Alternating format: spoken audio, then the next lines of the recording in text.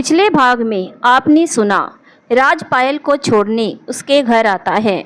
नीलिमा जी और राज के बीच हो रही बातें राकेश जी सुन लेते हैं और उन्हें हार्ट अटैक आ जाता है जिसमें उनकी मृत्यु हो जाती है। राकेश जी की तेरहवीं के बाद राज भी पायल को छोड़कर अपने घर चला जाता है। उधर निक्की भी अपने पापा की हरकत से परेशान है। तो चलिए आगे की कहानी शुरू करते हैं। जय श्री कृष्णा, जय श्री राधे, ओम नमः शिवाय, जय माता दी। अब आगे निक्की ने देखा उसकी मां दर्द से करहा रही थी। शायद रात में हुई हरकत से समय से पहले ही प्रसव पीड़ा शुरू हो गई थी।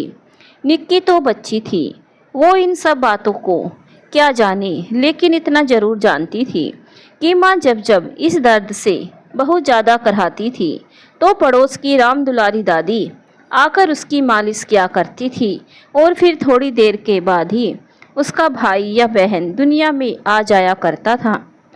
उसने अपनी माँ से पूछा, राम दुलारी दादी को बुला लाऊं क्या माँ? हाँ बुला लेना, लेकिन पहले जल्दी से मुझे थोड़ी सी चाय बना कर दे दे। अपनी माँ की बात सुनकर निक्की ने जल्दी से चूल्हे में कुछ लकड़ियाँ डाली और जैसे ही आग थोड़ी सुलगी उसने चाय की पतीली चढ़ा दी। लगता है अब तो पूरे महीने भर में स्कूल भी नहीं जा पाऊंगी और पूरे घर का काम भी अकेले करना होगा, मन ही मन सोच रही थी और परेशान भी हो रही थी।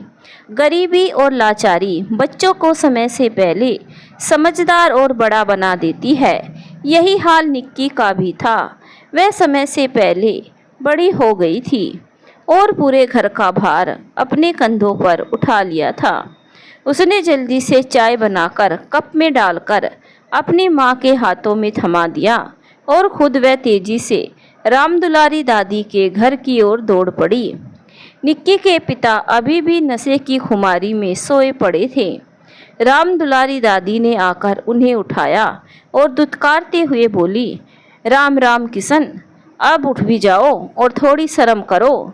घर में बच्चों की पूरी फौज खड़ी कर रखी है तुमने, किसी के भविष्य की जरा भी फिक्र नहीं है तुम्हें। बस दिन भर जो कमाया रात में जाकर दारू पी लिया। अरे सरकार ने इतने अस्पताल खोल रखे हैं, जाकर नसबंदी क्यों नहीं कराते? राम दुलारी की चिल्लाहट सुनकर किशन जी आंख मलते हुए उठे और अपनी पत्नी की ओर देखा। उन्हें भी यह बात समझ आ रही थी कि किसी भी पल घर में एक नया मेहमान और आने वाला है। किशन जी आंखें मलते हुए जैसे कमरे से बाहर निकले, सामने चूल्हा फूंकती हुई निक्की दिख गई। अरे आज चाय वाय मिलेगी या मुझे बाहर जाकर ही पीनी पड़ेगी? किशन जी ने अपने मुंह पर पानी के छींटे मारते हुए कहा।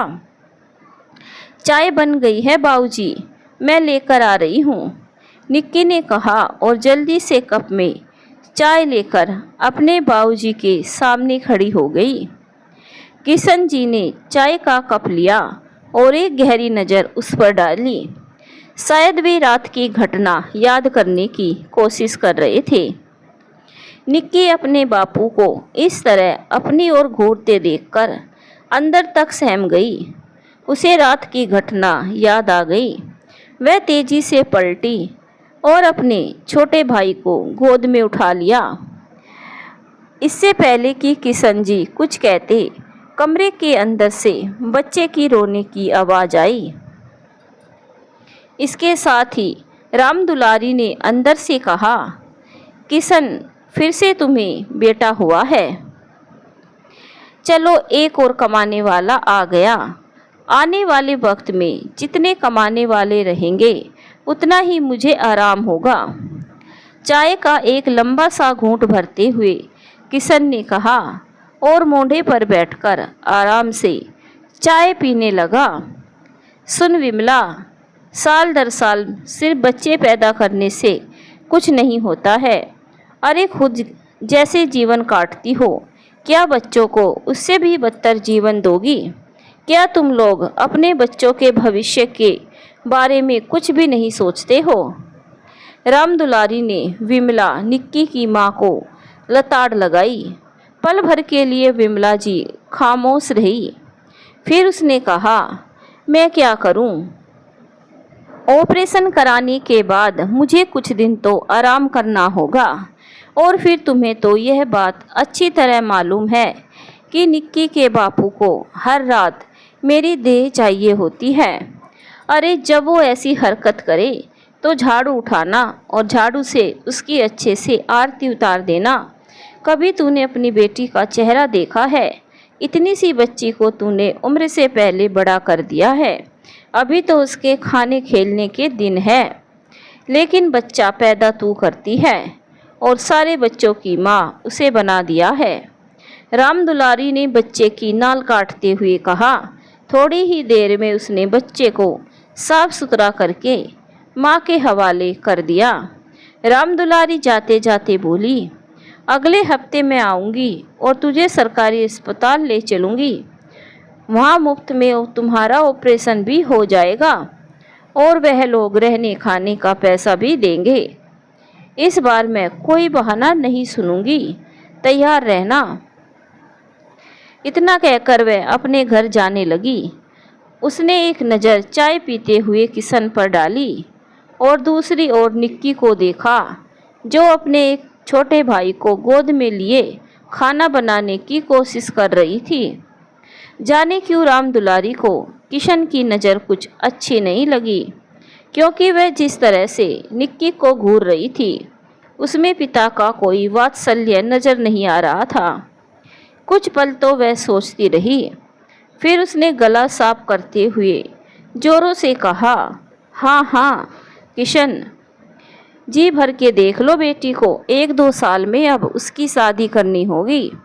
और एक तुम हो कि अब तक खुद ही बच्चों की लाइन लगा रहे हो, कुछ तो शर्म करो। फिर वह निक्की की ओर बढ़ी और बड़े प्यार से उसके सर पर हाथ फेरते हुए कहा, देखो बिटिया, कोई ज़रूरत हो तो मुझे निसंकोच बता देना। निक्की ने कुछ पल सोचा, फिर उसने संकोच के साथ कहा, परसों से स्कूल में मेरी परीक्षाएं शुरू है, लेकिन शायद इस बार नहीं दे पाऊंगी, क्योंकि अगर मैं चली गई तो फिर बच्चों को कौन देखेगा, और फिर माँ को भी किसी चीज़ की ज़रूरत लगे तो क्या होगा। उसकी बात सुनकर राम दुलारी को उस पर बड़ी दया आई। उसने मुस्कुराते हुए कहा, तुम चिंता मत कर, सुबह उठकर तू सिर्फ खाना बनाकर रख लेना, बाकी मैं आकर बच्चों को संभाल लूँगी। निक्की ने खुश होकर हाँ में सर हिला दिया। रात हो चुकी थी। निक्की ने अपने सारे भाई बहनों को खाना खिला दिया और सुला दिया और खुद अपनी माँ के पास बैठी हुई अपने छोटे भाई को बड़े प्यार से देख रही थी। तभी उसकी माँ ने कहा, देख बिटिया, आज तुम सब भाई बहनों को लेकर इस कमरे में ही मेरे पास ही सो जाना। मुझे रात बिरात कुछ ज़रूरत पड़ेगी तो क्या करूँगी। अभी मुझे बहुत कमज़ोरी महसूस हो रही है। ठीक है माँ, मैं यहीं सो जाऊँगी, लेकिन इस छोटे मुन्ने को संभाल कर रखना। कहीं ऐसा ना हो कि बापू को नशे में मुन्ना दिखाई ना दे और वह कुचल जाए। निक्की की बात सुनकर उसकी माँ मुस्कुरा पड़ी। उसने कहा, अभी कुछ दिन बापू बाहर आंगन में सो जाएंगे। अपनी माँ की बात सुनकर निक्की ने चैन की सांस ली और फिर उसने खुशी खुशी अपने बापू का बिस्तर बाहर आंगन में डाल दिया। इसी बीच राम दुलारी दादी रोज रोज आती थी और छोटे मुन्ने के साथ साथ विमला जी की भी मालिश वगैरह करके चली जाती थी। और फिर अपने वादे के मुताबिक 1 सप्ताह के बाद उसे सरकारी अस्पताल में ले जाकर विमला जी की नसबंदी करवा दी। रात काफ़ी हो चुकी थी और अभी तक किशन जी का कोई अता पता नहीं था। विमला जी अस्पताल में ही थी। अभी 1 दिन और उन्हें हॉस्पिटल में ही रहना था। आज निक्की को बहुत घबराहट हो रही थी। क्योंकि घर पर माँ होती थी तो उसे कोई डर नहीं होता था। बात अगर पहले सी होती तो उसे कोई डर नहीं होता, लेकिन उसने अपने पिता का जो रूप देखा था उसकी वजह से उसके मन में एक डर सा बैठ गया था। वह सोच रही थी कि आज तो माँ अभी घर पर नहीं है। अगर शराब के नशे में उसके पिता ने उसके साथ फिर से कुछ गलत करने की कोशिश की तो उसे कौन बचाएगा। दादी भी माँ के साथ अस्पताल में ही है, वरना उसे ही घर बुला लेती। यह सब सोच सोच के निक्की बुरी तरह घबरा रही थी। बात सिर्फ उसी की नहीं थी, बल्कि अब तो उसे अपनी छोटी बहन के लिए भी फिक्र होने लगी थी। निक्की से छोटी एक बहन और थी, लेकिन शायद भगवान ने निक्की के मन की बात समझ ली। किशन जी ने आज कुछ ज़्यादा ही पी ली थी और नशे की वजह से किसी तरह गिरते पड़ते हुए वह अपनी दुकान तक पहुँचे और वहीं एक और लुढ़क कर बेहोश हो गए। अपने पिता का रास्ता देखते देखते निक्की भी सो चुकी थी। जब उसकी आँख खुली तो उसने देखा बाहर रोशनी फैल चुकी थी, दिन निकल चुका था। उसने मन ही मन भगवान का शुक्रिया अदा किया और सोचने लगी, आज की रात मैं छुटकी को लेकर माँ के साथ ही अस्पताल में रुक जाऊंगी। अगले दिन तो माँ को अस्पताल से छुट्टी मिल ही जाएगी, फिर डर की कोई बात नहीं रहेगी। ऐसा सोचकर वह मन ही मन खुश हुई। पिछले कई दिनों से वह स्कूल भी नहीं जा पा सकी थी और उसकी परीक्षा भी छूट गई थी। आज उसने जल्दी जल्दी दिन का सारा काम निपटाया और रात का खाना भी जल्दी से बनाकर रख दिया। शाम होते ही अपने सभी छोटे भाई बहनों को खाना खिलाकर उनका बिस्तर भी लगा दिया था और अपने पिता का खाना एक थाली में निकालकर एक और रख दिया था। उसने सोनू को बता दिया कि बाबूजी जब रात को आए तो यह थाली उठाकर उन्हें दे देना। मैं छुटकी को लेकर माँ के पास अस्पताल जा रही हूँ और सुबह आऊँगी। लेकिन दीदी तुम चली जाओगी तो हमें डर नहीं लगेगा, बाबूजी तो काफ़ी रात गए आएंगे। तू डरता क्यों है, मैं अभी थोड़े जा रही हूँ, मैं थोड़ी देर बाद जाऊँगी। और देख बाबूजी को भी पता है कि माँ घर पर नहीं है, इसीलिए उन्हें भी हम सबकी फिक्र होगी, वह जल्दी ही आ जाएंगे। निक्की ने अपने छोटे भाइयों को समझाया और घड़ी में समय देखने लगी। उसने सोचा अस्पताल तो पास में ही है, मैं रात के 10 बजे तक छुटकी को लेकर निकल जाऊंगी। उसने अपने छोटे भाई बहनों को सुला दिया था और दरवाजे को भिड़काकर बाहर निकलने वाली थी कि तभी उसे अपने पिता की कड़कती हुई आवाज़ सुनाई दी, इतनी रात गए कहाँ जा रही हो। निक्की के पैर वहीं रुक गए, डर के मारे उसके पसीने छूटने लगे। उसकी योजना विफल हो गई थी। वह समझ नहीं पा रही थी कि आज समय से पहले उसके बाबूजी घर कैसे आ गए, जबकि आज भी उसने इतनी शराब पी रखी थी कि उसके पैर लड़खड़ा रहे थे। उसने अपने सूखे गले को थूक से तर करते हुए कहा, वो बापू, माँ ने कुछ कपड़े मंगवाए थे छोटे बाबू के लिए, मैं वही उन्हें देने के लिए जा रही हूँ। निक्की ने किसी तरह हकलाते हुए कहा।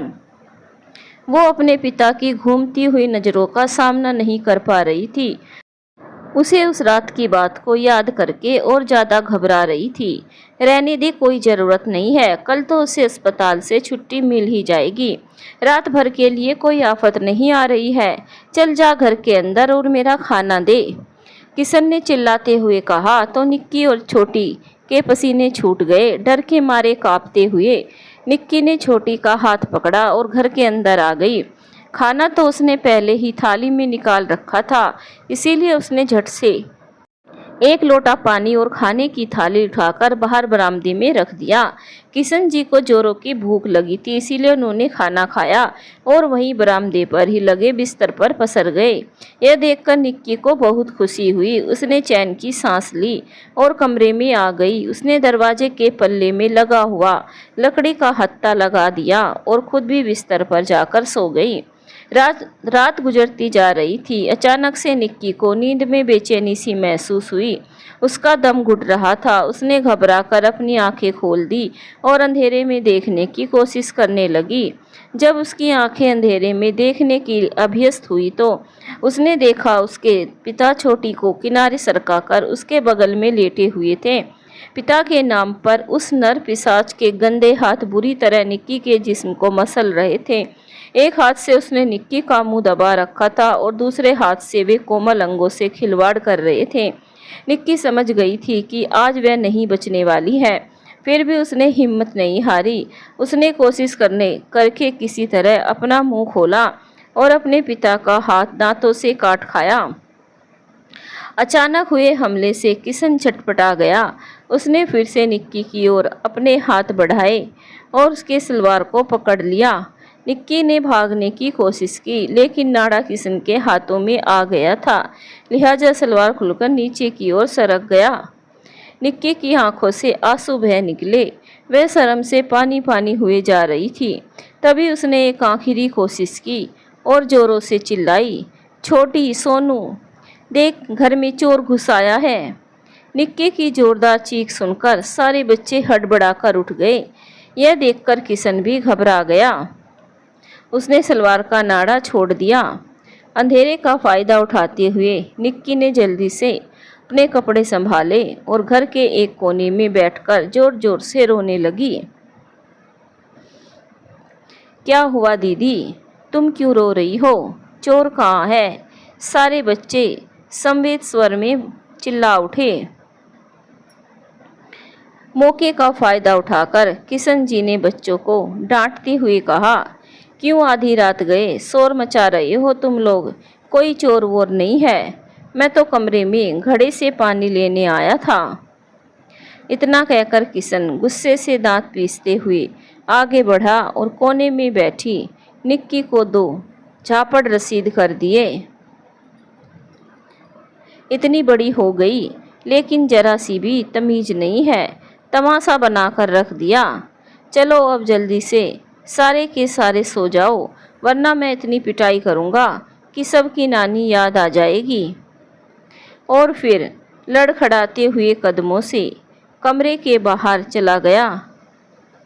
कमरे के दरवाजे पर सिटकनी नहीं थी, बल्कि पुराने जमाने का दरवाज़ा था, जिसमें एक लकड़ी का हत्था लगा हुआ था, जिसे बाहर से किसी चीज़ से फंसाकर आसानी से खोला जा सकता था।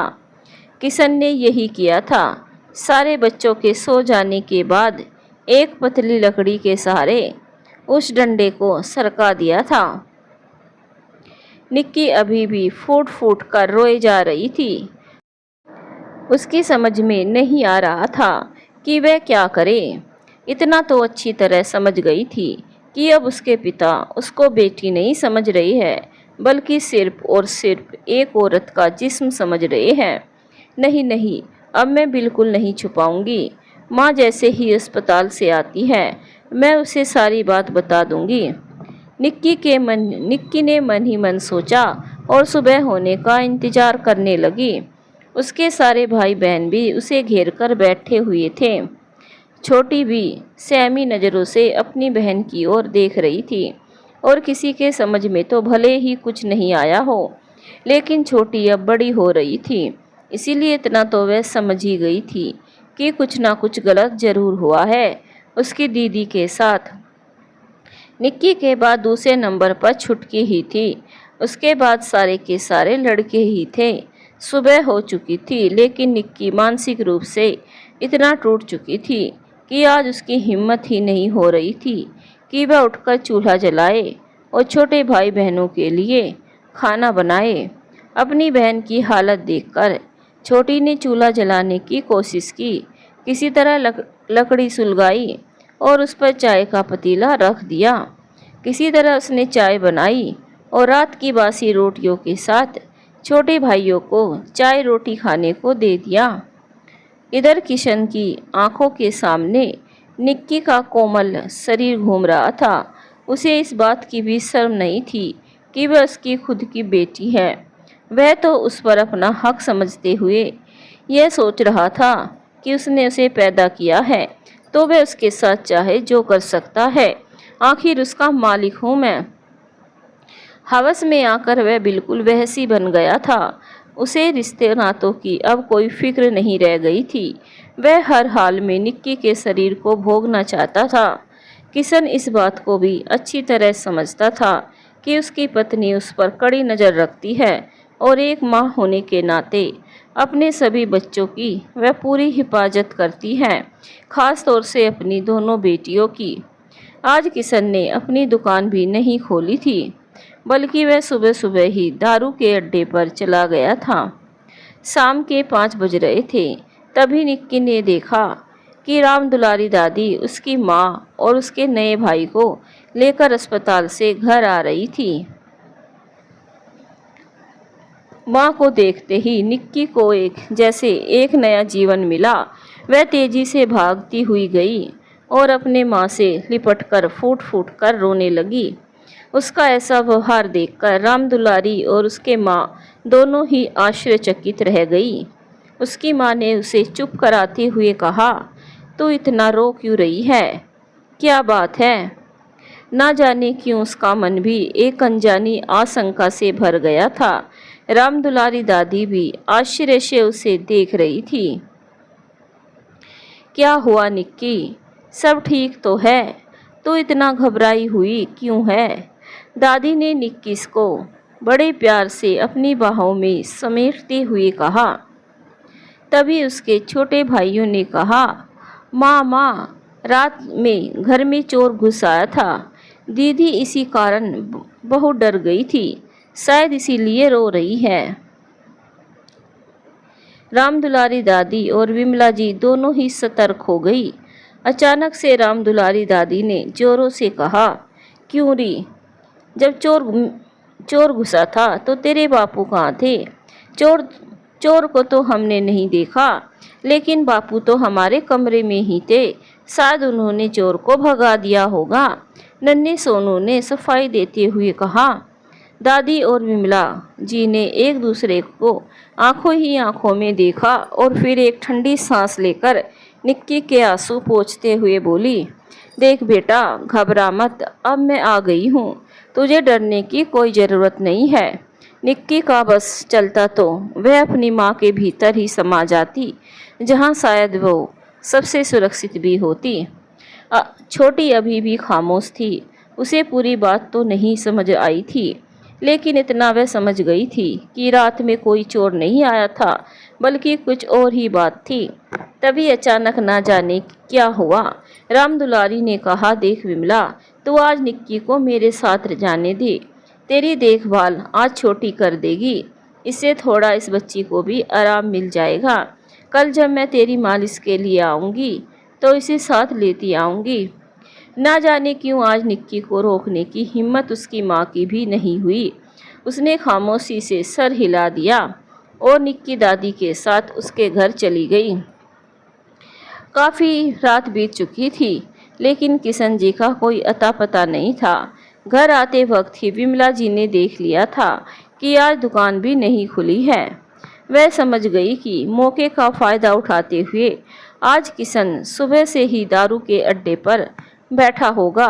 उसके ऑपरेशन के टाँके अभी भी दर्द कर रहे थे, लेकिन यह दर्द उसके दिल के दर्द से कम ही तकलीफ दे रहा था। उसने किसी तरह चूल्हा जलाकर उस पर पतीला रख दिया और छोटी से कहा, सुन छोटी, इस पतीले में पानी भरकर डाल दे और साथ ही इसमें चावल को पकने को डाल दे, और सुन, उसमें थोड़ा नमक भी डाल देना। आज यही गीला चावल सभी खाएंगे। छोटी ने अपनी माँ की बात सुनकर हाँ में सर हिलाया और पतीले में चावल धोकर नमक और पानी के साथ पका लिया। काफ़ी रात हो चुकी थी, लेकिन किशन का अभी भी कोई अता पता नहीं था। छोटी ने सभी को खाना खिला दिया था और खुद भी खाकर सोने जा रही थी। तभी दरवाजे पर आहट हुई। काफ़ी रात गए शराब के नशे में धुत किशन जब घर लौटा तो छोटी ने नमक वाला भात और 1 लोटा पानी उसके आगे रख दिया। वह डर के मारे सहमति हुई। अपनी माँ के बगल में जाकर बैठ गई। किशन ने चारों ओर नज़र दौड़ाई, लेकिन आज उसे निक्की कहीं दिखाई नहीं दी। किशन ने जैसे ही खाने की थाली हाथों में ली तो गीला चावल देखकर उसका दिमाग घूम गया। उसने थाली एक ओर फेंकते हुए कहा, ये क्या इंसानों का खाना है? और निक्की कहाँ गई? विमला जी ने अपने पति को देखा और गुस्से से दांत पीसती हुई बोली, सारा दिन दारू के अड्डे पर बैठे दारू पीते रहते हो। महीने में 15 दिन दुकान बंद रहती है। कमा कर पैसे नहीं लाओगे तो खाना क्या आसमान से टपकेगा? और निक्की को राम दुलारी काकी अपने साथ ले गई है। काकी क्यों अपने साथ उसे अपने घर ले गई है? अरे जवान जहान लड़की है, कहीं कोई ऊंच नीच हो गई तो? अरे जिसका बाप ही शराबी कबाबी हो, भला उसकी हिफाजत कौन करेगा? मुझे तो कभी कभी लगता है कि शराब के नशे में कहीं तुम अपनी बेटी की इज्जत ही ना तार तार कर दो। विमला जी ने अपने पति से नफरत भरे अंदाज में कहा। अपनी पत्नी की बात सुनकर किशन चुप हो गया। उसकी चोरी पकड़ी गई थी। इससे पहले कि वह कुछ और कहता, उसकी पत्नी ने उससे कड़े शब्दों में कहा कि कल से तुम दुकान पर ही सोओगे। तुम्हें घर पर सोने की कोई ज़रूरत नहीं है। वैसे भी घर में जगह कम पड़ रही है। किशन बेवजह बात को बढ़ाकर अपना नशा नहीं खराब करना चाहता था, इसीलिए वह बाहर आंगन में पड़ी चारपाई पर लेट गया और जल्दी खर्राटे भरने लगा। इधर विमला जी सोच रही थी कि अपनी दोनों जवान बेटियों की सुरक्षा के लिए किशन को हर हाल में घर के बाहर ही रखना होगा, क्योंकि कहीं ना कहीं या उसके मन में भी अपनी बेटियों के लिए सुरक्षा की चिंता होने लगी थी। अगली सुबह राम दुलारी निक्की को लेकर उसके घर आ गई थी। उसने विमला देवी की मालिश की, बच्चे को भी अच्छी तरह तेल लगाया और जाने से पहले उसने सख्त ताकीद की कि अपनी दोनों बेटियों को किशन से दूर रखे। विमला जी ने कुछ नहीं कहा, क्योंकि उसे तो पहले ही पति पर पहले ही शंका हो रही थी। उसने अपना सर झुका लिया और खामोश रह गई। विमला जी ने अपनी सेहत का ख्याल नहीं करते हुए हर वक्त अपनी बेटियों की निगरानी में लगी रहती और उसके काम में भी हाथ बटाया करती। निक्की अपनी माँ के बदले हुए व्यवहार से बहुत खुश था। इससे भी ज़्यादा उसे इस बात की खुशी थी कि उसका बाबू अब दुकान पर ही सोया करता था। सोनू दोनों वक्त का खाना दुकान पर पहुंचा दिया करता था। वहीं दूसरी ओर विमला जी इस बात से चिंतित रहती थी कि उसकी जवान होती बेटियों का क्या होगा। वैसे भी निक्की की उम्र इतनी बड़ी नहीं हुई थी कि वह उसकी शादी करा सके, वरना यह आसपास ही किसी लड़के को तलाश कर उसके हाथ पीले कर देती। उसने मन ही मन एक अच्छे लड़के की तलाश जारी रखी थी। वैसे उसे केशव भी बहुत पसंद था। वह सड़क के किनारे चाय और समोसे का ठेला लगाता था। केशव का बाप नहीं था, सिर्फ एक माँ थी जो उसके साथ ठेले में उसका हाथ बटाया करती थी। केशव 16-17 साल का एक बहुत ही अच्छा लड़का था, लेकिन विमला जी इस बात को अच्छी तरह जानती थी कि उसकी माँ अभी उसका ब्याह नहीं करेगी। कम से कम 2-3 साल तो उसे इंतजार करना होगा। कोई बात नहीं, तब तक मैं उसकी माँ से बातचीत करके तो रखूँगी। मन ही मन ऐसा सोचकर उसने चैन की सांस ली और अपने बच्चों पर नज़र रखने लगी। दिन गुजरते जा रहे थे। अब किशन घर भी आता तो विमला जी अपनी दोनों बेटियों को अड़ोस पड़ोस में भेज दिया करती। भले ही हालत के उसके हाथों में नहीं थे, लेकिन फिर भी उससे जो बन पड़ रहा था वह अपनी बेटी की सुरक्षा के लिए कर रही थी। उसने अपनी बेटियों की आंखों में अपने पिता के लिए जो भय और नफरत देखी थी, उससे तो उसे कुछ अंदाजा हो ही गया था। लेकिन राम दुलारी ने जब निक्की के बारे में उस रात की सच्चाई बताई तो उसके पैरों से जमीन निकल गई। उसे अपने पति से घृणा हो गई थी, लेकिन वह मजबूर थी। उसका पति बाहर इधर उधर मुंह ना मारे, इसीलिए पति को खुश रखने के चक्कर में बिना सुरक्षा के वह 10 बच्चों को जन्म दे चुकी थी। अब इन सबके पालन पोषण और खाने की व्यवस्था वो अकेले तो कर नहीं सकती थी, इसीलिए खामोशी से अपने पति को झेल रही थी। मन ही मन वो सोच रही थी कि तबीयत ठीक होते ही वह भी कोई छोटा मोटा काम कर लेगी, ताकि उससे होने वाली आमदनी से भविष्य में अपनी बेटियों की किसी तरह शादी करा सके। रात से ही निक्की के सबसे छोटे भाई को तेज बुखार था। घरेलू जितने भी उपाय थे विमला जी ने सभी कर लिए, लेकिन बच्चे का बुखार कम नहीं हुआ। प्रसव के बाद पौष्टिक भोजन नहीं मिलने के कारण और मानसिक शारीरिक दोनों परेशानी की वजह से विमला जी भी बहुत कमज़ोर हो गई थी। अपनी माँ और छोटे भाई की ऐसी हालत देखकर निक्की ने उस दिन अपने सभी भाई बहनों को स्कूल भेज दिया और वह खुद माँ की देखभाल के लिए घर पर रुक गई। दिन चढ़ने के साथ बच्चे का बुखार और भी बढ़ता जा रहा था। अंत में हार कर विमला जी ने राम दुलारी को बुलाया और फिर उसके साथ बच्चे को लेकर अस्पताल चली गई। उसने निक्की से कहा, मैं जल्दी से मुन्ने को दिखा कर आती हूँ, तू अपना ध्यान रखना और अगर इसी बीच तेरे बापू घर आए तो तुम अस्पताल आ जाना। निक्की ने हाँ में सर हिलाया और जल्दी जल्दी घर के काम पूरे करने लगी। अस्पताल में बहुत भीड़ थी, उसका नंबर आते आते बहुत देर हो चुकी थी। जितनी देर हो रही थी विमला जी का मन उतना ही घबरा रहा था। कमबख्त आज दाहिनी आंख भी रह रहकर बहुत फड़क रही थी। मन ही मन भगवान से प्रार्थना कर रही थी कि हे भगवान, सबकी रक्षा करना। एक तरफ जहां उसकी गोद में सोए बच्चे की हालत खराब हो रही थी, वहीं दूसरी ओर उसे निक्की की भी फिक्र हो रही थी। खैर, जैसे तैसे उसका नंबर आया। डॉक्टर ने माँ और बच्चे दोनों का अच्छी तरह मुआयना किया, फिर ढेर सारी दवाइयाँ देते हुए अपना और अपने बच्चों का अच्छी तरह ख्याल रखने को कहा।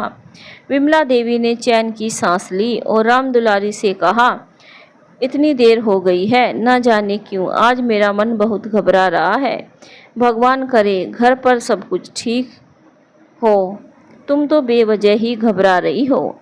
थोड़ी देर में बाकी बच्चे भी स्कूल से आते ही होंगे और वैसे भी अब तो किशन दुकान पर ही रहता है, घर तो सिर्फ नहाने और कपड़े बदलने ही आता है। वैसे भी तूने निक्की को अच्छी तरह समझा ही दिया है, राम दुलारी ने तसल्ली देते हुए कहा। घर आ चुका था। विमला जी ने आंगन के दरवाजे को खटखटाने के लिए हाथ बढ़ाया तो हाथ लगते ही दरवाज़ा खुल गया। मैंने कहा था इस लड़की से कि दरवाज़ा बंद रखना, लेकिन यह देखो आंगन का दरवाज़ा खुला छोड़ रखा है, विमला जी ने बड़बड़ाते हुए कहा और फिर अंदर आ गई। निक्की, ओ निक्की, कहाँ हो तुम? उसने आवाज़ लगाई, लेकिन कोई जवाब नहीं आया। वह तेजी से अपनी कोठरी की ओर बढ़ी। कोठरी का दरवाज़ा भी बंद नहीं था। विमला जी ने धक्का दिया तो दोनों पलड़े इधर उधर झूलने लगे। तब तक पीछे पीछे राम दुलारी भी बच्चे को गोद में लिए हुए आ गई थी। विमला जी ने अभी कमरे के भीतर कदम भी नहीं रखा था कि अंदर का दृश्य देखकर चित्कार कर उठी। निक्की, मेरी बच्ची! विमला जी ने एक जोरों की चीख मारी और कमरे के अंदर घुस गई। उसने देखा किशन जल्दी जल्दी अपने कपड़े पहन रहा था और सामने जमीन पर निक्की खून से लथपथ निर्वस्त्र पड़ी हुई थी। निक्की की कोमल देह पर जगह जगह नोचने खसोटने के निशान थे। उसके मुंह से भी खून निकल रहा था। शायद उसने अंतिम समय तक अपने आप को बचाने के लिए कठोर संघर्ष किया था। अपनी माँ के द्वारा पुकारे जाने पर भी निक्की पर कोई असर नहीं हुआ। शायद वह बेहोश हो चुकी थी। विमला जी के चीखने की आवाज़ सुनकर राम दुलारी भी कमरे के अंदर आ चुकी थी। उसने जब अंदर का दृश्य देखा तो उसका कलेजा मुंह को आ गया। इसने इधर उधर देखा और कमरे में लगी बांस की अलगनी घर पर से एक चादर खींचा और उसे निर्वस्त्र निक्की के शरीर पर डाल दिया। उसका दिल बैठ गया। उस मासूम बच्ची की ऐसी हालत देखकर उसकी आंखों से आंसू बहने लगे। पल भर के लिए वह भी संज्ञा शून्य हो गई। अपनी बेटी की ऐसी हालत देखकर तो विमला जी भी पागल हो गई थी। उसने गुस्से में आकर किशन के बालों को पकड़ा और उसे पटखनी देते हुए जो भी सामान हाथ में आया उसे मारने लगी। पापी, राक्षस, दरिंदे, तुझे शर्म नहीं आई अपनी बेटी की आबरू पर हाथ डालते हुए? इतने सालों से तो तू मेरी बोटियां नोच ही रहा है। मैं खामोश तुझे झेलती रही, लेकिन आज तो हवस में इतना अंधा हो गया कि तूने अपनी बेटी को भी नहीं छोड़ा। विमला जी मानो गुस्से में पागल हो चुकी थी, लेकिन उसका कमजोर और कृशिकाय शरीर एक हट्टे कट्टे आदमी के सामने भला कितनी देर टिक पाता। किशन ने एक जोरों का झटका दिया और वह बेचारी मुंह के बल जाग गिरी। मैं कहता हूँ अपना मुंह बंद कर, वरना यही तेरा भी टैटवा दबा दूंगा। वैसे भी कुछ ज़्यादा ही सर चढ़ गई है तू। अरे पेड़ मैंने लगाया था, फल भी मैंने खाए। मैंने उसे पाल पोस कर इतना बड़ा किया है, तो उस पर मेरा हक है। वैसे भी अब तो तू कोई काम की नहीं है। अब तेरी जगह मैंने इसे दे दी है। चल हट यहाँ से। इतना कहते हुए किशन ने एक जोरदार धक्का दिया, जिससे विमला जी कमरे के बाहर गिरी। अपनी बेटी की ऐसी हालत देखकर विमला जी गुस्से से पागल हो उठी थी। उसने अपनी नजरें चारों ओर इधर उधर दौड़ाई। अचानक उसे छत में खोसी हुई हंसिया दिख गई। इधर कमरे के अंदर राम दुलारी उस नन्हे बच्चे को सीने से लगाए हुए पागलों की तरह एकटक उस मासूम बच्ची की ओर देखे जा रही थी, जो अपने पिता की हैवानियत का शिकार होकर बेहोश पड़ी थी। तभी उसे अचानक बाहर से किशन के चीखने की आवाज़ आई। वह घबराकर बाहर निकली तो उसने देखा विमला जी पागलों की तरह अपने पति के ऊपर हंसिए से वार करती जा रही थी। किशन के गले और पेट से खून का फवारा फूट चला था, लेकिन इन सब बातों से बेखबर विमला जी फिर भी उस पर बेतहाशा हंसियां चलाई जा रही थी। देखते ही देखते किशन निष्प्राण होकर जमीन पर गिर चुका था और खून से सनी हुई विमला जी माँ काली का दूसरा अवतार लग रही थी। किशन के घर से आते हुए शोरगुल और चीखने की आवाज़ से आस पड़ोस के लोग भी आ चुके थे। सभी ने जब यह दृश्य देखा तो आश्चर्यचकित रह गए। उसी में से किसी ने पुलिस को खबर कर दी और थोड़ी ही देर में पुलिस वहां आ चुकी थी। पुलिस ने आकर जब अंदर की स्थिति का जायजा लिया तो उसने तुरंत एम्बुलेंस को बुलाया और देखते ही देखते एम्बुलेंस के साथ फोरेंसिक टीम भी आ चुकी थी। किशन की लाश को पोस्टमार्टम के लिए ले जाया जा चुका था। वहीं निक्की को डॉक्टर के पास भेज दिया गया था। पुलिस विमला जी को गिरफ्तार करके थाने ले जा चुकी थी, लेकिन इतना सब होने पर भी विमला जी बिल्कुल नहीं घबरा रही थी, बल्कि वह और भी ज़्यादा सख्त और मजबूत दिखाई दे रही थी। पुलिस के द्वारा पूछे जाने पर कि उसने अपने पति की हत्या क्यों की, उसने पूरी निर्भीकता के साथ जवाब दिया कि मैंने जो किया बिल्कुल सही किया, वो इसी के लायक था। उसने अपनी बेटी की अस्मत पर हाथ डाला। ऐसे पापी को जीने का कोई अधिकार नहीं था। फिलहाल पुलिस अपने आगे की कार्रवाई में जुट गई थी। मोहल्ले के सारे लोग राम राम करते हुए किशन को कोस रहे थे।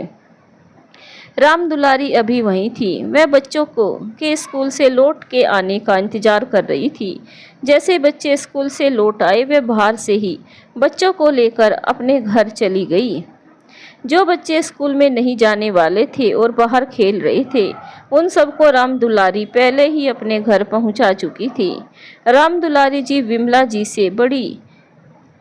से बेटी जैसा स्नेह करती थी, इसीलिए वह इस भयानक विपदा की घड़ी में उसका साथ देते हुए उसके बच्चों की देखभाल कर रही थी। उधर अस्पताल में निक्की का इलाज चल रहा था। पूरे 8 घंटे के इलाज के बाद उसे होश आया था। जैसे ही उसे होश आता था, वह फिर से बेहोश हो जाती थी। लगभग 15 दिनों के बाद उसकी स्थिति थोड़ी संभली तो डॉक्टरों ने उसे डिस्चार्ज कर दिया। राम दुलारी उसे अपने घर ले आई। इधर पुलिस की तफ्तीश पूरी हो चुकी थी। कोर्ट में सभी मोहल्ले वालों ने और राम दुलारी ने सच्चाई बताते हुए विमला जी और निक्की के पक्ष में बयान दिया। वैसे भी राम दुलारी इस कांड की चश्मदीद गवाह थी। सारे हालात को मद्देनज़र रखते हुए और सबकी गवाही सुनने के बाद भी अदालत ने विमला जी को 4 साल की सज़ा सुना दी। विमला जी को अपने पति की हत्या करने का कोई अफसोस नहीं था। दुख तो उसे इस बात का था कि वह अपनी बेटी को नहीं बचा पाई और इसके साथ ही अब उसके जेल जाने के बाद उसके सारे बच्चों का भविष्य अंधकार में हो गया है। जेल जाने से पहले वह अपने बच्चों के गले लगकर खूब रोई। फिर उसने हाथ जोड़कर राम दुलारी से विनती की, काकी मेरे इन बच्चों का अब तुम्हारे सिवा और कोई भी नहीं है। मेरे लौट कर आने तक तो उनका और मेरी निक्की का ख्याल रखना। मैं सारी ज़िंदगी तेरी चाकरी करूँगी। अब आगे क्या होगा? आगे की कहानी सुनने के लिए चैनल को सब्सक्राइब जरूर करें। धन्यवाद दोस्तों। मिलेंगे अगले भाग में।